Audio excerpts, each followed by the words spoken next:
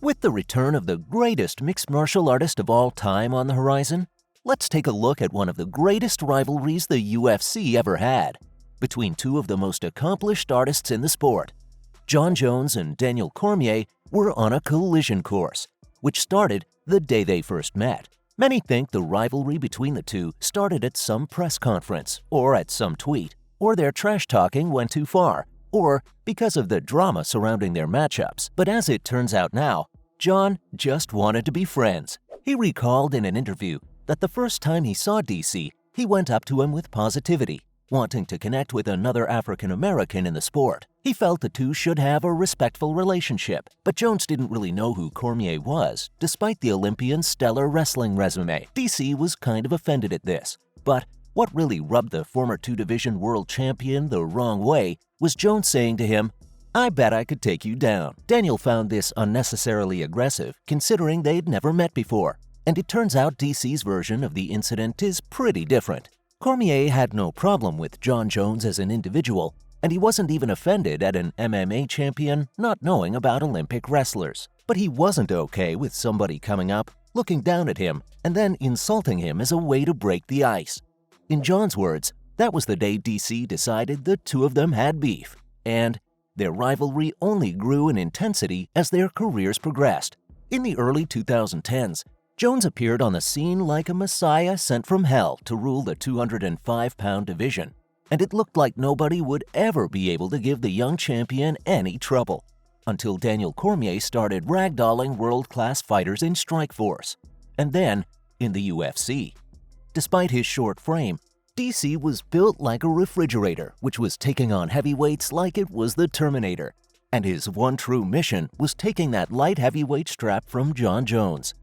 The fight was made, and we got to see some of the most intense trash-talking incidents the sport had ever seen, like the time when their mics were left on during a press conference break, giving us the classic Jones line, "Hey, are you still there?" Jon had been taken to the limit with his fight against Alexander Gustafsson. He had still come out victorious, but Gus had made Jon look human for the first time, making him bleed and taking the fight to the judges' scorecards. So, when the fight was scheduled between the two for the first time in 2015, it had all the markings for the biggest fight in the UFC up until then. This reminds us of their first meeting. DC was always an elite talent, but many questioned his ability to deal with the striking range of Bones, and that concern proved to be well-founded in the first round the two fought each other.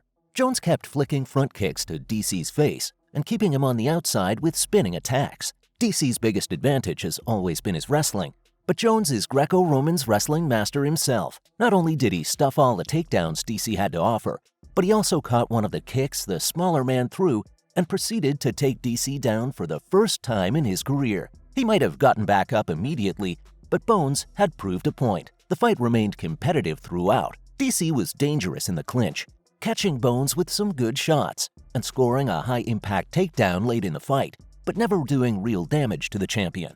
While Jon worked from the outside and naturalized the wrestling threat, even if he couldn't score a takedown of his own. By the time the final round arrived, Jones was clearly ahead on the scorecards.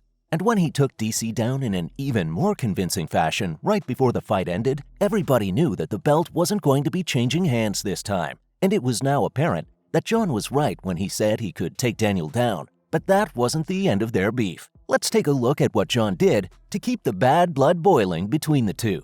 Jones takes a cheap shot and cheats on the tests.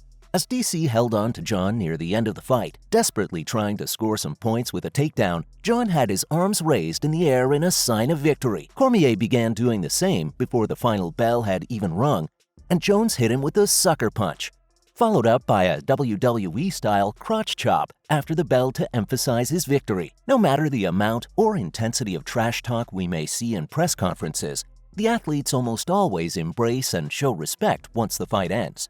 But Jon and DC were having none of that. The hatred between them gained new heights when Jon tested positive for cocaine in a sample taken a month before the first fight with DC. This didn't overturn the decision or strip Jon of the belt. But it was another insult to Daniel because not only had Jones bested him, he'd done him while he was partying. The entire episode was one of the lowest periods in Bones' career, culminating in the champion hitting a pregnant woman with his car and then fleeing the scene on foot. This was the lowest point of John's career for many of his fans, and it even put a damper on the argument for him being the greatest MMA fighter of all time. While John was in court, the UFC decided John had fallen too far to be the face of the company and stripped him of his championship. This cleared the way for Daniel to capture the 205-pound belt, but that was by no means the last time the light heavyweight division saw Jon Jones. After a year of injuries, delays, trash talk, and hype, the two finally met in the octagon once more. DC has gone on record multiple times since then to say he felt the strongest he'd ever felt, having grown as a fighter since becoming a champion. But Jones had something to prove that night. He had to remind the world that whatever may happen outside the cage, in the octagon, Bones rules supreme. He seemed much more fluid than the first fight, having adapted to Cormier's style of closing the distance and countered the dirty boxing perfectly, until John caught DC with a perfect left high kick that wobbled the mighty chin of Daniel Cormier, before running him down and finishing DC as he fell to the mat. The victory was so emphatic that any questions of a rematch or rivalry were put to rest, and John tried to bury the hatchet after the fight too, showing respect to DC on the mic and calling him his toughest opponent ever, thanking the Olympian for forcing John to push himself to newer heights, motivating him to train and return to MMA. The two have never met in the octagon since and have been respectful to each other in the media. But nobody can forget the times when John threatened to kill DC and the world believed it, or the time they tumbled off stage fighting in a mall. Let's not forget the $50,000 fine and long hours of court-ordered community service both got for getting into a fight in public. So that's where one of the hottest rivalries in combat sports started, how it picked up steam and was eventually put to rest by Johnny Bones Jones. See you in the next video.